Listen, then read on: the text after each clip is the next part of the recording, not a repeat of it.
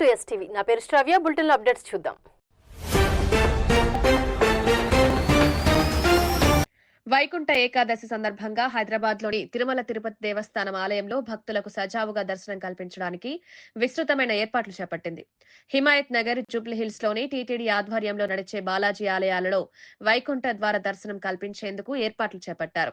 తెల్లవారుజాము నుండే భక్తులు ఎటువంటి ఇబ్బంది లేకుండా సర్వదర్శనం చేసుకోవచ్చని హైదరాబాద్లోని టీటీడీ కళ్యాణ మండపంలో టీటీడీ స్థానిక సలహా కమిటీల అధ్యక్షుడు నేమూరి శంకర్ గౌడ్ మీడియాతో మాట్లాడుతూ వైకుంఠ ఏకాదశి ఏర్పాట్లను తెలిపారు. ఇప్పుడు జరగబోయే వైకుంఠ ఏకాదశికి చాలా పెద్ద ఎత్తున చాలా జాగ్రత్తగా ఎక్కడ కూడా, ఎందుకంటే ఇప్పుడు ధర్మం మీద చాలా మంది ధర్మం వైపు నడిచే ప్రజలు, అదేవిధంగా భక్తులు చాలా వరకు భక్తి శ్రద్ధలతో జరుపుకునే ఈ వైకుంఠ ఏకాదశికి పెద్ద ఎత్తున పాల్గొనబోతున్నారు. ప్రతి చోట ఈరోజు గుళ్ళల్లో కానీ గోపురాలలో చాలా మంది ఒక దేవుడి మీద భక్తి అనేది గతంలో ఉంది, ఇప్పుడు ఇంకా కొంచెం పెరిగిందని నేను అనుకుంటున్నా. అందులో భాగంగా మేము చాలా జాగ్రత్తలు తీసుకుంటున్నాము. అది రమేష్ గారు కానీ, మన మణికంఠ గారు కానీ, స్వామి గారు కానీ ఎక్కడ కూడా భక్తులకు ఇబ్బంది కలగకుండా అన్ని సౌకర్యాలు, వాళ్ళకి కావాల్సింది వాటర్ కానీ, అదేవిధంగా బటర్ మిల్క్ కానీ, ప్రసాదాలు కానీ ఎక్కడ కూడా ఇబ్బంది కలగకుండా సెక్యూరిటీ పర్పస్ వాళ్ళతో కూడా మాట్లాడి కింద కూడా కంప్లీట్ లైన్ ఏదైతే ఉందో కిందికి వెళ్ళి సెల్లార్ నుంచి అక్కడ ఏదైతే రావడం అనేది, అదేవిధంగా 29 నైట్ 1 గంట నుంచి 1:30 నుంచి మొదలవుతుంది దర్శనాలు. 29 రాత్రి 1:30 అంటే 30లకు వచ్చేస్తాం మనం. 30 రాత్రి 1:30 అంటే దాని ప్రకారంగా కొంతమంది విఐపీస్ కూడా మేము ఒక టైం ఇస్తున్నాం. పోలీస్ శాఖ సంబంధించిన వాళ్ళు ఉండొచ్చు, మిగతా అనేక మంది మన తాన విఐపీస్ కూడా చాలా మంది వస్తుంటారు. వాళ్ళకు కూడా ఒక టైం, భక్తులకు ఇబ్బంది కలగకుండా వాళ్ళకు ఒక టైం లైన్ ఇస్తున్నాం. వాళ్ళు ఒక 3-4 అవర్స్ ఏదైతే నైట్ 1:30 టు పొద్దున 4:30-5 గంటల లోపు వచ్చేలాగా చూడాలని మేము చర్చించుకున్నాం, ఆల్రెడీ మాట్లాడినాం. పోలీస్ శాఖ వారు కూడా 2-3 టైమ్స్ రావడం జరిగింది. వాళ్ళు కూడా ఏ రకంగా ఉండాలి, బార్గెట్స్ ఏ రకంగా ఉండాలి, ఏ రకంగా మీరు చేస్తున్నారు అనేది సలహాలు సూచనలు వాళ్ళు మేము తీసుకున్నాం. మాతో వాళ్ళు సూచనలు తీసుకొని కలిసి ఈ యొక్క కార్యక్రమాన్ని పెద్ద గొప్పగా చేయాలనేది ఆలోచన అందరికీ ఉంది. దాంట్లో భాగంగా మేము ఈరోజు ఈ మీడియా సమావేశం పెట్టడం జరిగింది. మీ సహకారం కూడా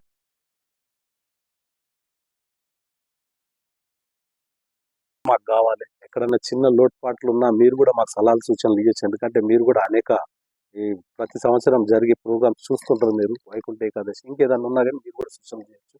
మీ ద్వారా కూడా మేము సూచనలు తీసుకోవడానికి సిద్ధంగా ఉన్నాం. అదేవిధంగా భక్తులకు ఎక్కడ ఇబ్బంది కలగకుండా సీసీ కెమెరాస్ కానీ, అదేవిధంగా అన్నప్రసాదం కానీ, ఇంకా మిగతా ఎవరన్నా డోనర్స్ వచ్చి అక్కడ స్టాల్స్ పెట్టుకొని వాళ్ళకి కావాల్సిన సౌకర్యాలు ఏర్పాటు చేస్తున్నా కానీ మేము వాళ్ళని కూడా స్వాగతిస్తున్నాం. అది కూడా కొంచెం మేము మన రమేష్ గారు, అదేవిధంగా మణికంఠ గారు అది చూసి, ఎందుకంటే కొంతమంది వచ్చి మేము ఏదో ప్రోగ్రామ్ చేస్తామంటే అది మనకు అనుకూలంగా ఉందా టెంపుల్కి లేదా అని చూసి వాళ్ళని కూడా మేము యాక్సెప్ట్ చేయగలుగుతాం. ఎందుకంటే ఇప్పుడు ఈ యొక్క భక్తులకు పెద్దపీట వేయాలనేది అక్కడ టీటీడీ ఈఓ గారి దగ్గర నుంచి మాకు వచ్చిన సూచనలు, చైర్మన్ గారి దగ్గర నుంచి వచ్చిన సూచనలు, దాన్ని తూచా తప్పకుండా పాటిస్తూ మేము ఈ యొక్క కార్యక్రమాన్ని ముందుకు తీసుకెళ్తున్నాం. దాంట్లో భాగంగా ఈరోజు మీ అందరితో కూర్చోవడం జరిగింది. 1,40,000 ఆల్రెడీ అలొకేట్ చేయడం జరిగింది. కాబట్టి దర్శనం వారికి మాత్రమే ఉంటుంది. టోకన్స్ ఉన్నవారు వారి టైం కేటాయించిన టైం 3 ప్రాంతాల నుండి ఎక్కడైతే కేటాయించారో ఆ ప్రాంతం నుండి వారు ఎంట్రీస్ తీసుకొని దర్శనం చేయించడం జరుగుతుంది. మిగతా వారు ఎవరైతే దర్శన టోకన్లు లేకుండా ఉంటారో వారికి దర్శనం ఉండదు. కాబట్టి వారు తిరుమలకు ఒకవేళ వచ్చినా అక్కడ దర్శనం ఉండకపోవడం వల్ల ఇబ్బంది పడడం జరుగుతుంది. సో కాబట్టి మీడియా మరియు అందరి కూడా ద్వారా నేను తెలియజేయడం, టోకన్లు లేకుండా వచ్చి ఇబ్బంది పడకుండా ఉండాలని నేను మిమ్మల్ని అందరినీ కూడా కోరుకుంటున్నాను.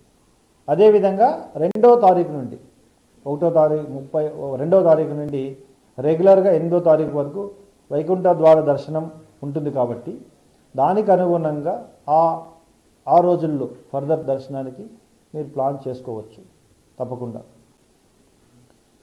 అదేవిధంగా మీరు ఇందాక అన్నట్లుగా వైకుంఠ ఏకాదశికి టోకన్లు లేకుండా వస్తే ఇబ్బంది పడతారు అనే దాంట్లో ముఖ్యంగా ఇప్పుడు ముఖ్యంగా ఎంతమంది వస్తున్నారు, వీరు ఏ విధంగా నడక ద్వారా ఈ ఎవరైతే గోవిందమాల భక్తులు వస్తున్నారు, లేదా చాలామంది తమిళనాడు ప్రాంతం నుండి నడకదారి ద్వారా వస్తున్నారు, ఆర్టీసీ బస్సుల ద్వారా ఏదో విధంగా దర్శనం దొరుకుతుందని వస్తున్నారు.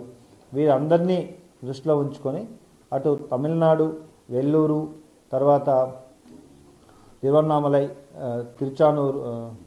తిరువల్లూరు, తర్వాత కోలారు ఆఫ్ కర్ణాటక, ఇటు చిత్తూరు, అన్నమయ్య, నెల్లూరు ప్రాంతం యొక్క అన్ని ప్రాంతాల్లో కూడా ఎస్బీతో మేము కోఆర్డినేట్ చేయడం జరుగుతుంది. ఎంతమంది పబ్లిక్ వస్తున్నారు, ఎంతమంది భక్తులు వస్తున్నారు, ఆర్టీసీ బస్సుల ద్వారా వస్తున్నారు, దాన్ని బేస్ చేసుకొని తిరుపతిలో మేము ఫర్దర్ యాక్షన్ తీసుకోవడం జరుగుతుంది.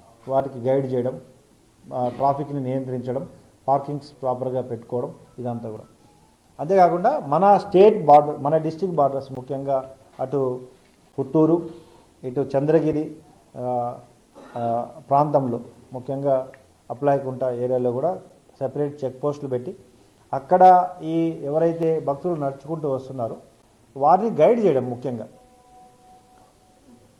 ఎవరైతే టోకన్ లేకుండా నడుచుకొని వస్తున్నారో గోవిందమాల భక్తులు కానీ సాధారణ భక్తులు కానీ వారికి గైడ్ చేయడం, ముఖ్యంగా 1, 2, 3 ఒక కొత్త పద్ధతిలో ప్రవేశపెట్టి టోకన్ల ద్వారా దర్శనం కల్పిస్తున్నారు. కాబట్టి టోకన్ లేకుండా వచ్చినప్పుడు వారు అంత దూరం వచ్చి మళ్ళీ 3 రోజులు ఇక్కడ వెయిట్ చేయడం, ఇదంతా ఇబ్బంది. టోకన్లు ఉన్న వాళ్ళకి కాకుండా టోకన్ లేకుండా వచ్చిన వాళ్ళకి ఇంకా ఇబ్బంది పడతారు. కాబట్టి వారిని ప్రాపర్గా గైడ్ చేయడం, సజెస్ట్ చేయడం కూడా జరుగుతుంది.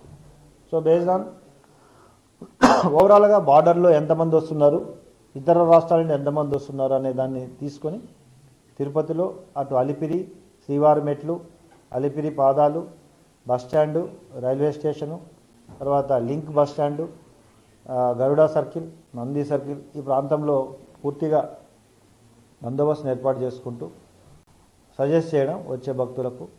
డ్రోన్ ద్వారా కంప్లీట్గా అక్కడున్న సీసీ కెమెరాలు, డ్రోన్లు పూర్తిగా వినియోగించి వాటిని కమాండ్ కంట్రోల్ కనెక్ట్ చేసుకొని టైం టు టైం అబ్జర్వ్ చేయడం, ఇవన్నీ కూడా చేస్తూ భక్తులకు ఇబ్బంది కలగకుండా ఎవరైతే మీరు అంటున్నట్లుగా టోకెన్ లేని వారు వస్తారు వారిని సజెస్ట్ చేయడం, అక్కడి నుండి వారిని సజెస్ట్ చేయడం, పంపించడానికి ప్రయత్నించడం, టోకెన్లు ఉండే వాళ్ళకి ఇబ్బంది లేకుండా పైకి పంపించడం, ఇవి కూడా చేయడం జరుగుతుంది.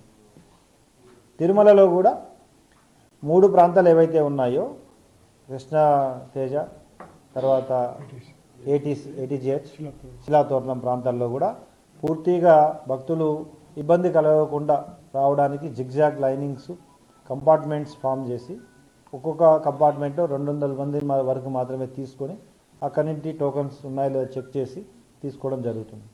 సో తద్వారా కూడా అక్కడ కూడా భక్తులు ఎక్కువగా గుంపులు కూడడం, మళ్ళీ వాటి మధ్య ఇబ్బంది కలగకుండా పూర్తిగా నియంత్రణలో సీసీ కెమెరాల ఆధ్వర్యంలో అటు కమాండ్ కంట్రోల్ టెక్నాలజీని వాడుతూ ఇటు పోలీస్ వారు కూడా ఉండి ఒక పై స్థాయి అధికారిని అందరూ కూడా అక్కడ మానిటర్ చేయడం జరుగుతుంది. సో తప్పకుండా ఏకాదశికి పూర్తిగా పోలీస్ శాఖ, అటు టీటీడీ, ఇటు విజిలెన్స్ అందరూ కూడా సమన్వయం చేసుకుంటూ సన్నద్ధమై భక్తులకు ఎటువంటి ఇబ్బంది లేకుండా సంతోషంగా వచ్చి వెళ్ళడానికి కావాల్సిన సౌకర్యాలు అన్నీ కూడా కల్పించడం జరుగుతుంది. ఇవి ఇప్పటి వరకు ఉన్న bulletin updates. Keep watching STV. మేము చేసే వీడియోస్ మీకు నచ్చినట్లయితే లైక్ చేయండి. అలాగే మరిన్ని ఇంట్రెస్టింగ్ అప్డేట్స్ కోసం మా ఎస్టీవీ తెలుగు ఛానల్ ని సబ్స్క్రైబ్ చేసుకోండి.